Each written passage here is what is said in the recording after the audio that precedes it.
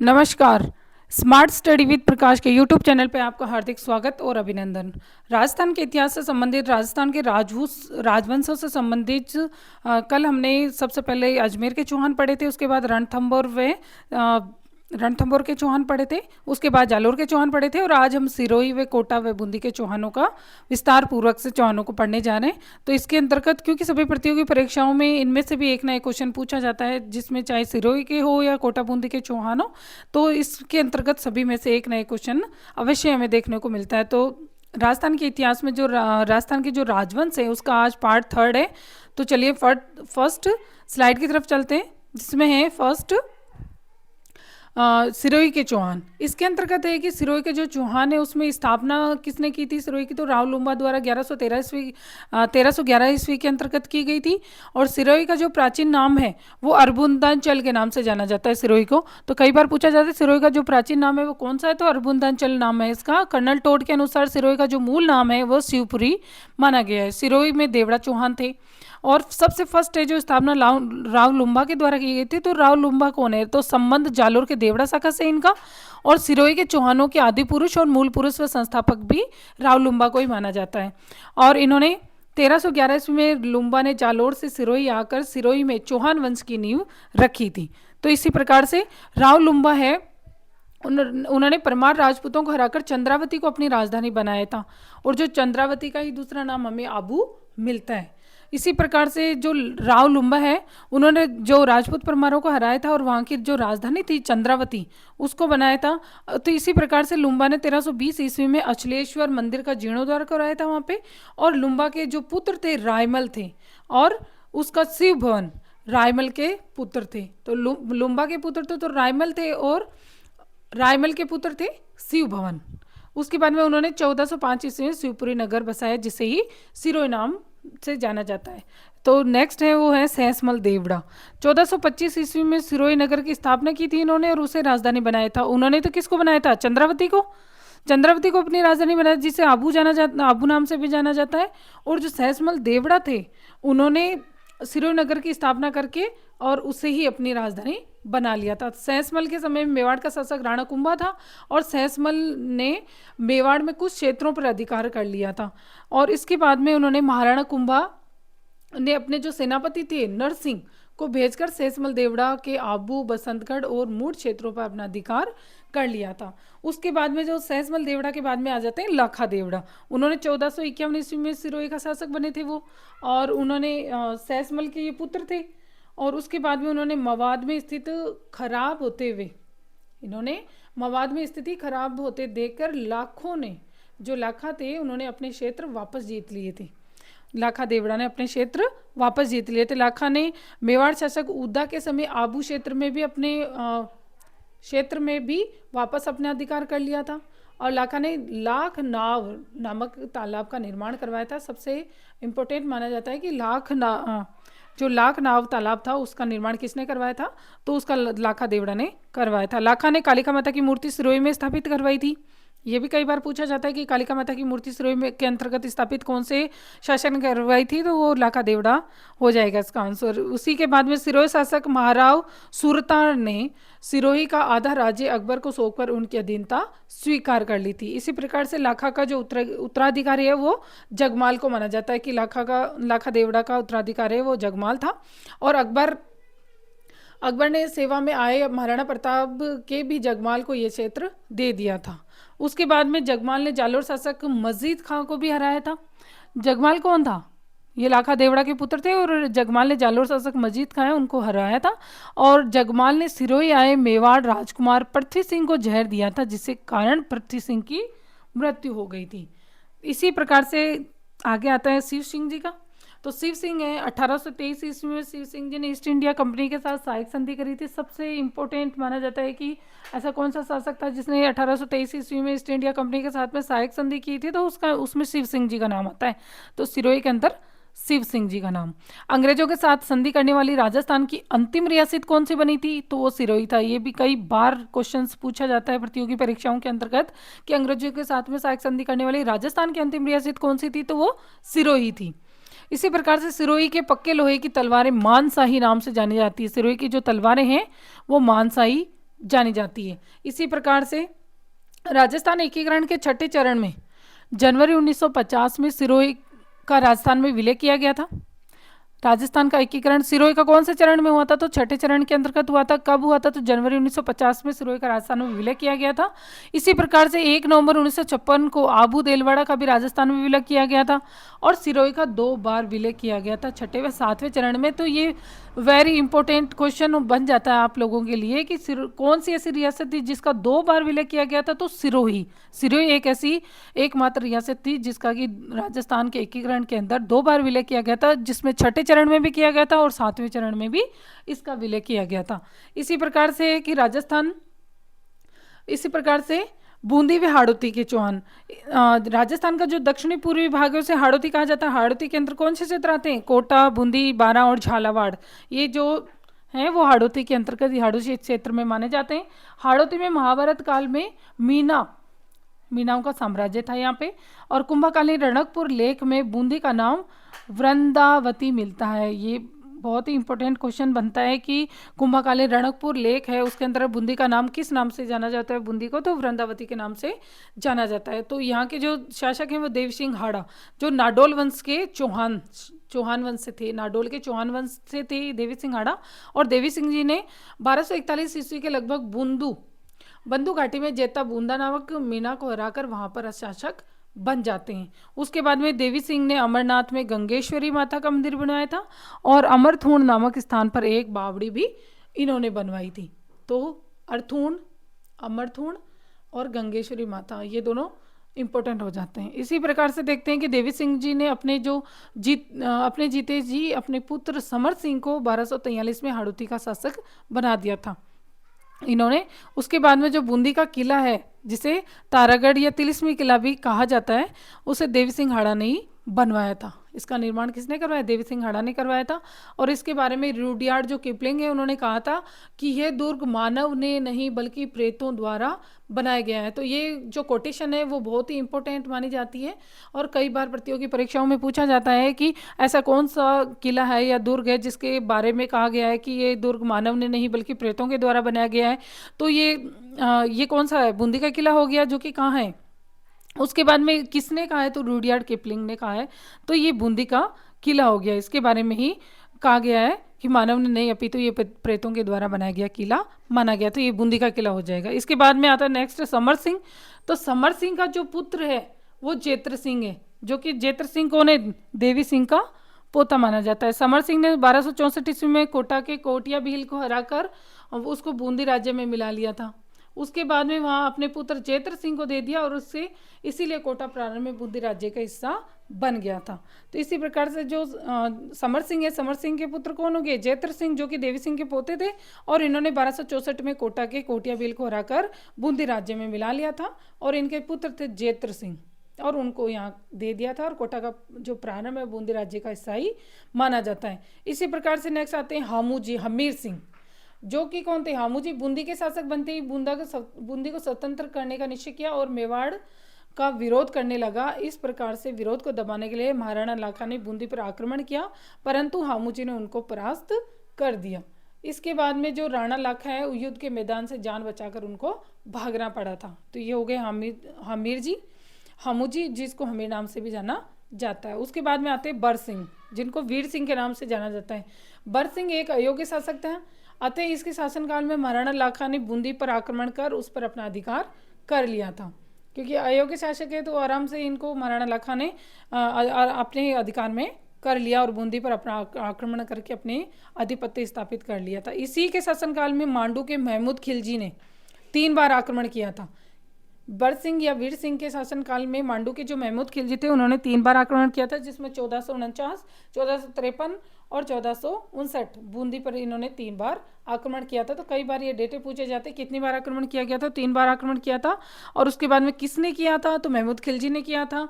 और यहाँ पे किसके शासनकाल में किया था? बर सिंह या वीर सिंह के शासनकाल में किया गया था। इसी प्रकार से आगे है कि 1459 ईस्वी के अंतर्गत वाले आक्रमण में बड़ सिंह मारा गया था और महमूद खिलजी ने उसके दो पुत्रों समर सिंह और अमर सिंह को बंदी बना लिया था और वहाँ से मांडू ले गया था। और उसके बाद में जहाँ पर उन दोनों के नाम समरकंदी और उमरकंदी रखकर उनका धर्म परिवर्तन करवा दिया था। तो ऐसे कौन से जो शासक थे उनके पुत्रों को लेके चला गया? तो ये कई बार क्वेश्चन पूछा जाता है। तो बड़ सिंह है, बड़ सिंह के पुत्रों को महमूद खिलजी ले गया था और उसके बाद में उनका जो उनका धर्म परिवर्तन करवा दिया था और उनका नाम भी चेंज कर दिया था, समरकंदी और उमरकंदी नाम रख के, और धर्म परिवर्तन करवा के उनको मांडू ले गया था। तो इसी प्रकार से नेक्स्ट आते हैं नारायण दास। नारायण दास से उनका विवाह है वो सांगा की पुत्री से हुआ था और 1527 ईस्वी में खानवा युद्ध में जो बाबर है, बाबर के विरुद्ध राणा जो सांगा है उन्होंने साथ दिया था। किन्होंने? नारायण दास ने बाबर के विरुद्ध राणा सांगा का साथ दिया था 1527 में खानवा के युद्ध के अंतर्गत। और इसी प्रकार से सांगा ने इनकी अपनी जो पुत्री थी उनका विवाह कर दिया था नारायण दास के साथ में। इसके बाद सूरजमल, सुल्तान और सुरजन सिंह बूंदी के शासक बने थे। तो जिसके अंतर्गत फर्स्ट आता है सूरजमल। सूरजमल दरबारी कवि, जो सूरजमल थे उनके दरबारी कवि थे चंद्रशेखर, जिन्होंने क्या लिखी थी? सुरजन चरित्र लिखी थी और हमीर हट लिखी थी चंद्रशेखर ने। तो इसी प्रकार से जो सूरजमल थे उन्होंने अपनी बहन कर्मावती की शादी है मेवाड़ के राणा सांगा के साथ में कर दी थी। तो ये हो गए सूरजमल। इसके बाद में है कि अकबर ने जयपुर के जो राजा थे मान सिंह को रणथंभौर पर आक्रमण करने के लिए भेजा था और मान सिंह की सहायता से सुरजन सिंह ने 5 मार्च 1969 को अकबर की अधीनता स्वीकार कर ली थी। तो यहाँ पे मान सिंह की सहायता से सुरजन सिंह ने कब की थी?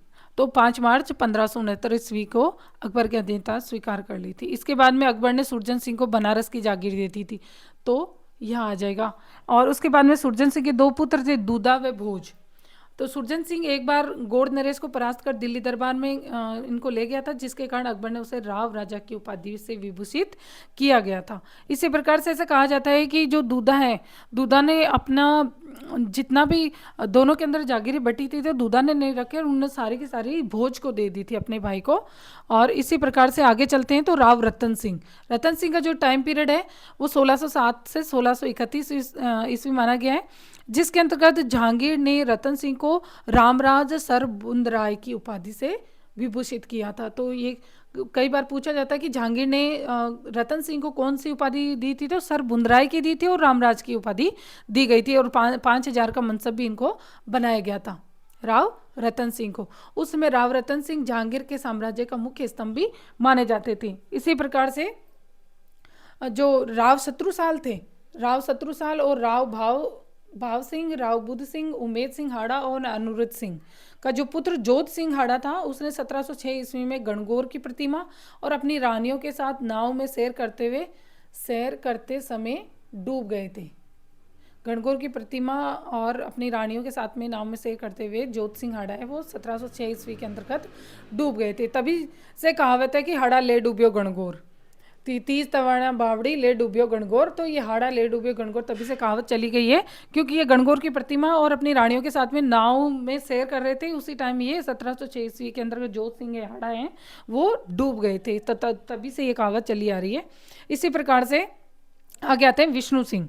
तो विष्णु सिंह बूंदी के शासक विष्णु सिंह है, इनको 10 फरवरी 1818 ईस्ट इंडिया कंपनी के साथ में सहायक संधि की थी इन्होंने।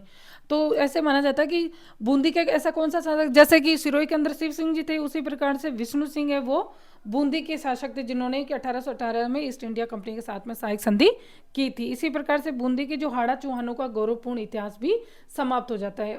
विष्णु सिंह है, इनको डाकन प्रथा और कन्यावध प्रथा पर प्रतिबंध लगाया था। सबसे मोस्ट माना जाता है, ये इंपॉर्टेंट कह सकते हैं इस क्वेश्चन को।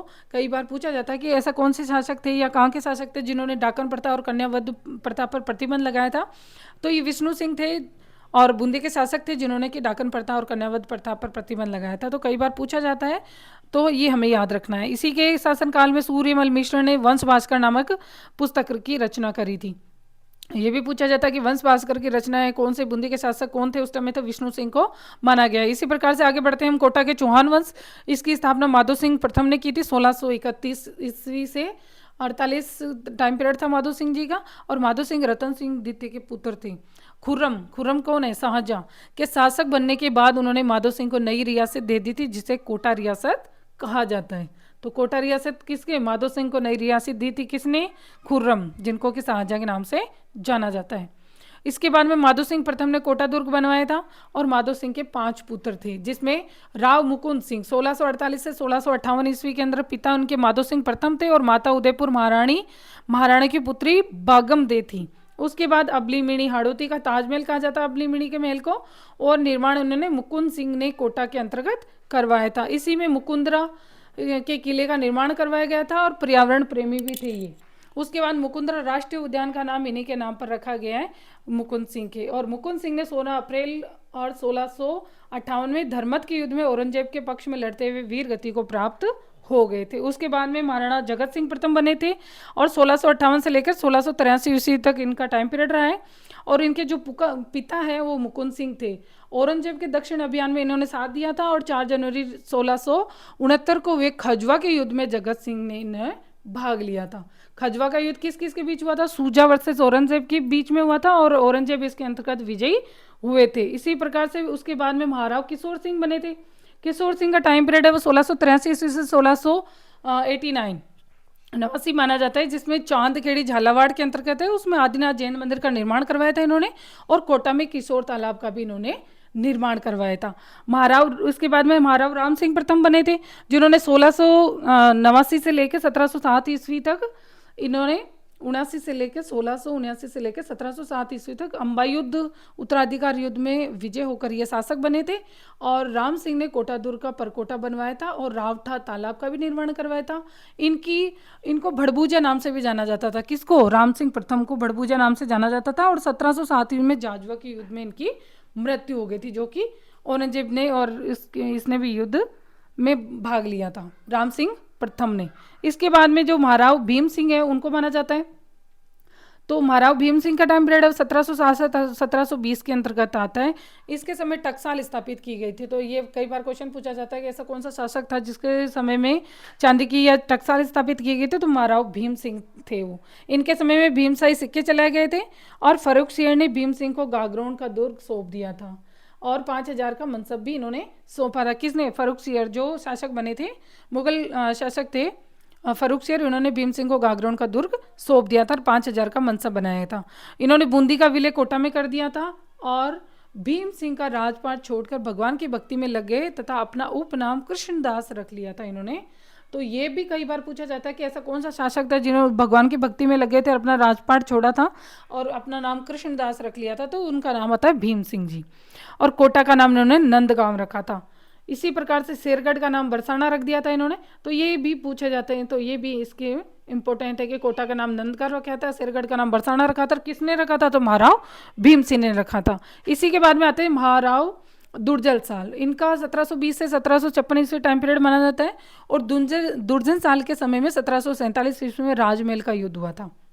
कई बार पूछा जाता है बहुत बार कि राजमहल का युद्ध कब लड़ा गया था? तो ये 1747 ईस्वी के अंतर्गत लड़ा गया था। दुर्जन साल कोटा का अंतिम शासक था जिसने मुगलों से अच्छे संबंध रखे थे। सबसे अच्छे संबंध रखने वाला मुगलों के साथ में जो अंतिम शासक माना जाता है वो दुर्जन साल को ही माना जाता है। उसके बाद में जो लास्ट शासक आते हैं वो शत्रु साल आते हैं। शत्रु साल है वो दीवान झाला जालिम सिंह के दीवान थे और हाड़ौती का दुर्गादास भी इनको कहा जाता है। जिस प्रकार से दुर्गादास राठौड़ हैं मारवाड़ के, उसी प्रकार से हाड़ौती का दुर्गादास राठौड़ है वो किसको कहा जाता है? तो शत्रु साल को कहा जाता है, जिनका टाइम पीरियड 1756 से 1764 ईस्वी माना गया है। और मुगल बादशाह अहमद शाह ने रणथंभौर दुर्ग माधो सिंह प्रथम को सौंप दिया था, जिससे शत्रु साल इससे नाराज हो गया था क्योंकि मुगल बादशाह अहमद शाह था, उन्होंने रणथंभौर का जो दुर्ग माधो सिंह को प्रथम को सौंप देने से शत्रु साल नाराज हो गया था। और शत्रु साल के समय में 1761 ईस्वी में 12 में भटवाड़ा का युद्ध हुआ था। तो राजमहल का युद्ध 1747 में हुआ था दुर्जन साल के टाइम में। इसी प्रकार से भटवाड़ा का युद्ध 1761 के अंतर्गत हुआ था शत्रु साल के समय में। और उसके बाद में किसके विजय में? इसमें माधो सिंह प्रथम और शत्रु साल के बीच में हुआ था और इसके अंदर शत्रु साल विजयी हुए थे। इसी प्रकार से इस युद्ध में शत्रु साल की सेना का जो नेतृत्व है झाला जालिम सिंह कर रहे थे और झाला जालिम सिंह कभी भी कोई युद्ध नहीं हारा था, अतः शत्रु साल विजयी रहे थे इसके अंतर्गत। और इसी प्रकार से आगे बढ़ते हैं तो महाराव उमेद सिंह आ जाते हैं। महाराव उमेद सिंह है, उनका 1770 से 1819 टाइम पीरियड रहा।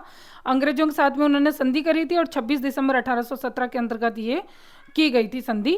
इस संधि पत्र पर हस्ताक्षर झाला जालिम सिंह ने किए थे और कोटा प्रथम विस्तृत रूप से संधि करने वाला वंश माना जाता है। कोटा राजस्थान का है, वो प्रथम विस्तृत रूप से संधि करने वाला माना जाता है। इसी प्रकार से जो संधि की शर्तें थी वो क्या थी, वास्तविक सर्वे सर्वा झालावाड़ वंश होंगे और राजा राज परिवार से ही होंगे, ये इस संधि की शर्तें बताई गई थी, जो कि अंग्रेजों के साथ में संधि की थी और 26 दिसंबर 1817 को संधि की गई थी। इसी प्रकार से जो महाराव किशोर सिंह थे, उनका टाइम पीरियड 1819 से 1827 ईस्वी के अंतर्गत था और इन्होंने किशोर तालाब का निर्माण करवाया था। और किशोर सिंह के जो दीवान थे झाला जालिम सिंह के पुत्र माधो सिंह थे। और इन्होंने इसके बाद में देखा जाए तो जो एकीकरण है, एकीकरण उसके बाद में महाराव राम सिंह द्वितीय आ जाते हैं, जिसका टाइम पीरियड है 1827 से 1865। इनके समय झाला मदन सिंह दीवान बने थे इनके। उसके बाद में राम सिंह के समय 1857 की क्रांति हुई थी। तो कई बार क्वेश्चन पूछा जाता है कि 1857 की क्रांति के समय जो कोटा है, कोटा के कौन थे, तो राम सिंह द्वितीय यहाँ के शासक थे। और 1857 की क्रांति के समय लॉर्ड रॉबर्ट आयो की सिफारिशों पर राम सिंह को तोपों की जो सलामी वो 17 से घटाकर 13 कर दी गई थी। इसी प्रकार से उनके बाद में महाराव शत्रुसाल तृतीय बने थे यहाँ के शासक, जिसके अंतर्गत 1865 से 1940 ईस्वी इनका टाइम पीरियड रहा था। और 1902 में एडवर्ड सप्तम के राज्याभिषेक समारोह में इन्होंने भाग लिया था और इनके समय में लॉर्ड लिटन, लॉर्ड इरविन ने कोटा की यात्रा की थी। तो कई बार क्वेश्चन आता है कि लॉर्ड लिटन और इरविन ने किसके समय में कोटा की यात्रा की थी, तो महाराव शत्रुसाल तृतीय इनका आता है नाम। 1896 में रानी विक्टोरिया के 60 वर्ष पूर्ण होने पर हीरक जयंती वहाँ सबसे पहले मनाई गई थी। तो हीरक जयंती आज भी चर्चाओं में रहती है। इसी प्रकार से 1896 में सबसे पहले रानी विक्टोरिया के समय जब 60 वर्ष पूर्ण हो गए थे, तब हीरक जयंती इनको द्वारा मनाई गई थी। इसके बाद में महाराव भीम सिंह द्वितीय आते हैं, जिन्होंने उनका टाइम पीरियड 1940 से 1948 ईस्वी माना गया है, जिसमें भीम सिंह अंतिम महाराव थे। कोटा के अंतिम महाराव भीम सिंह थे और इन्होंने ही एकीकरण के द्वितीय चरण में इन्हें महाराज प्रमुख नियुक्त किया गया था। किसको? भीम सिंह को। एकीकरण का द्वितीय चरण कब हुआ था? 25 मार्च 1948 को हुआ था और इसका जो नाम है पूर्ण राजस्थान संघ इसी समय रखा गया था। इसी प्रकार से जी ये है महत्वपूर्ण फैक्ट है ये कि एजीजी का पद कब सर्जित हुआ था, तो 1832 ईस्वी के अंदर एजीजी का पद सर्जित किया गया था। राजपुताना एजेंसी की स्थापना कब की थी, तो 1832 के अंदर कहाँ की गई थी? अजमेर में की गई थी। 1822 में मेरवाड़ा बटालियन मुख्यालय स्थापित किया गया था। तो कब किया गया था? 1822 में। कहाँ किया गया था? ब्यावर में किया गया था। इसी प्रकार से जोधपुर लीजियन का जो केंद्र है वो किसको बनाया गया था? एरिनपुरा को बनाया गया था। कब बनाया गया था? तो 1835 ईस्वी को बनाया गया था। इसी प्रकार से आहुआ पर आक्रमण के किसने किया था? तो होम्स ने किया था। तो ये 1857 से क्रांति से जुड़े हुए कुछ फैक्ट हैं, इनको भी आपको ध्यान से देखना है। इसी प्रकार से आगे के जितने भी राजवंश हैं उनको हम डिटेल से इसी चैनल के द्वारा पढ़ाएंगे। तो आप बने रहिए स्मार्ट स्टडी विद प्रकाश के यूट्यूब चैनल पे और ज़्यादा से ज़्यादा इस प्रकार से महत्वपूर्ण जानकारी प्राप्त करते रहिए। धन्यवाद।